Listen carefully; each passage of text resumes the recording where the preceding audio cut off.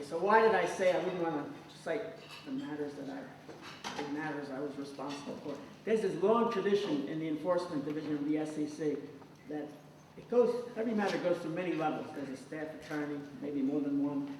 There's a branch chief that has about 5 people reporting to the branch chief. The branch chief reports to an assistant director. The assistant director reports to an associate director.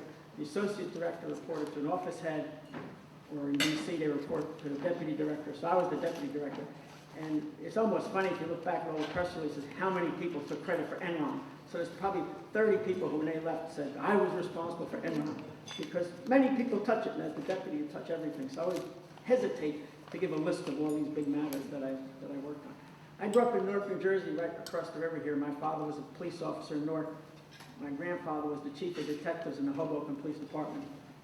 When I was going to go off to law school, thinking about going to law school, my dad said to me, wow, when you go to law school, that'd be great. You might be able to become a state trooper. For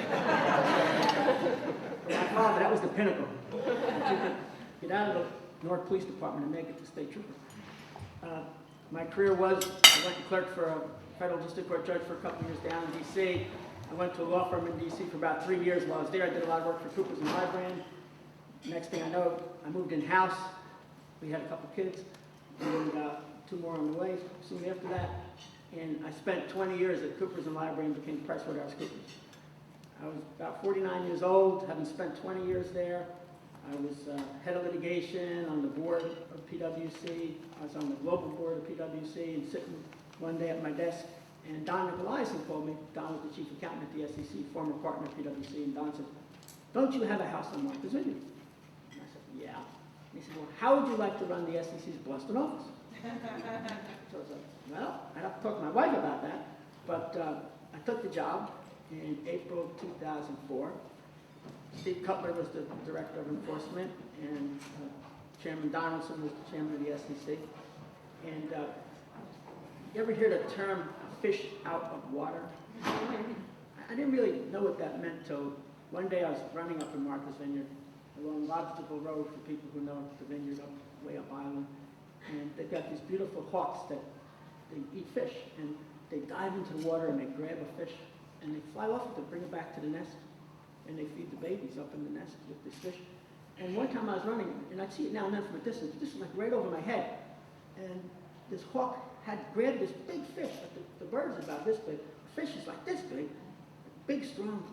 It's flying with this fish, but the fish is still alive, and it's looking around like, wow, I've never seen the world before. What have you? And of course, it's about to get eaten. But I think that may be where the term fish out of water comes from. And when I arrived at the Boston office of the SEC, I very much felt like a fish out of water. Here I spent 20 years managing litigation for a major accounting firm, and there's only 4 left, pretty much, that audit all the public companies. So anytime there's a company that had an issue with their accounting or some scandal, 25% chance, actually more like a 31 or 32 or 33% chance, the PwC was the auditor, and SEC would not just look into the company, they look in where was the auditor, and so I was in charge of supervising the defense of PwC in terms of SEC investigations. That was my job. And so I'd never been at the commission, unlike a lot of people who practiced before the commission. So for 20 years, I was only on one side of the curtain. I was not on the regulator side of the curtain. And so it was a very interesting experience to show up in Boston and see for the first time how it really works.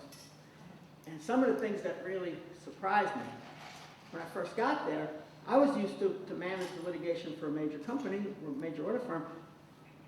I think we had a computer, one of the very first PCs. It looked like a TV set on a little screen, but every year we'd get a new one and update and update. And we had computer printouts of every matter the firm had to deal with. And I'd have my spreadsheet with me wherever I went in case the chairman called me from some audit committee meeting. Walter, what's going on in that matter?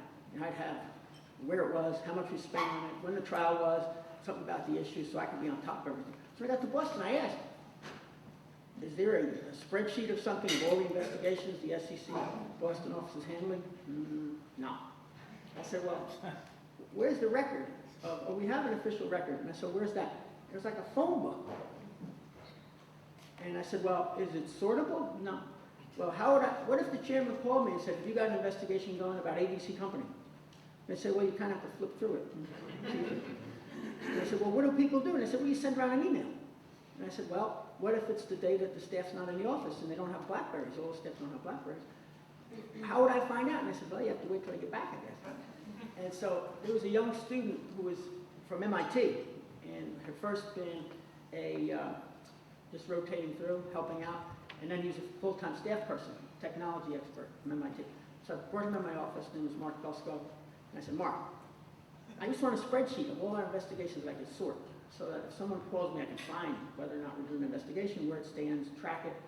And so we created this spreadsheet. Steve Cutler, the director, found out about it, made us do a demonstration in DC, and it became a template for what became known as the hub after Boston as a new way to try to track investigations. And what I was really trying to accomplish with just this software was to change some of the reward systems for how enforcement investigations go. Right now, still to this day, you'll notice in Linda's press release, Linda Thompson, who left as director of enforcement recently, it lists the number of investigations that were brought her year.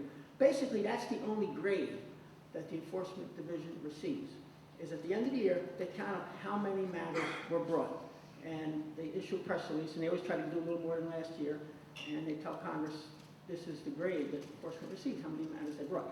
So if you brought an Enron, that's one. If you brought a WorldCom, that's two.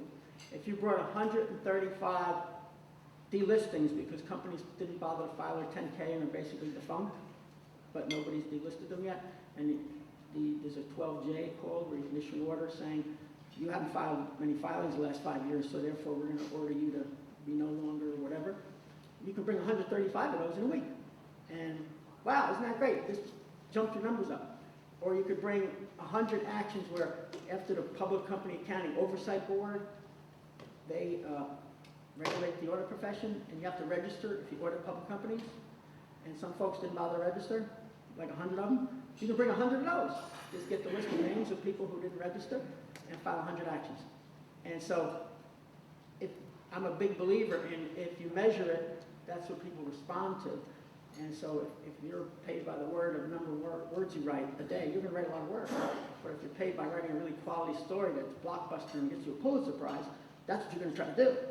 And so people are motivated by the measurement system. And I was trying to create the hub, which would track things like how long might it take from opening an investigation to taking testimony to welsing, which is when the staff notifies someone that they are recommending an action against them to the commission, and they can submit something in response to that. How long does it take for that to get done? And how long does it go from the wells to get it to the commission? And you can measure these benchmarks. And you could also see system-wide, enforcement division-wide, what kind of cases are we working on? What kind of cases are we opening? And so that was something I noticed right away and is still being addressed. And I think you see Mary Shapiro, the new chairman, she has indicated that she's trying to get more technology for enforcement case tracking, because it still needs a lot of work, and you need the folks who are there to believe that this is important, an extremely important process, important part of their job, to put accurate information about the matters into the hub so management can track it and create different, the commission really needs to set it. What should our goals be? Maybe you could look and see, wow, it's taking us 3 years on average in insider trading cases to go from opening the investigation to bringing the case. Maybe we should set as a goal for the division getting that done in 2 years. And let's track every office and see, measure it up. Now, through the hub, you might have data to actually do that and create different measures. The commission and Congress can create different measures for evaluating the enforcement division rather than how many actions did you bring last year. Other thing I noticed was that there was a case where the Denver office was about to go to trial in New Hampshire. And I said, they called me as a courtesy, oh, we're going to be up in New Hampshire, an hour from your office. Why? Well, we got a case about to go to trial. I said, why is the Denver office handling the matter in New Hampshire? They said, oh, well, we found the tipster came to us, and we followed up and built a case. And I said, well, is that the way it works here? And they said, oh, yeah. If you've opened it, basically that's the reward you get. Because remember, the only grade you get is that stat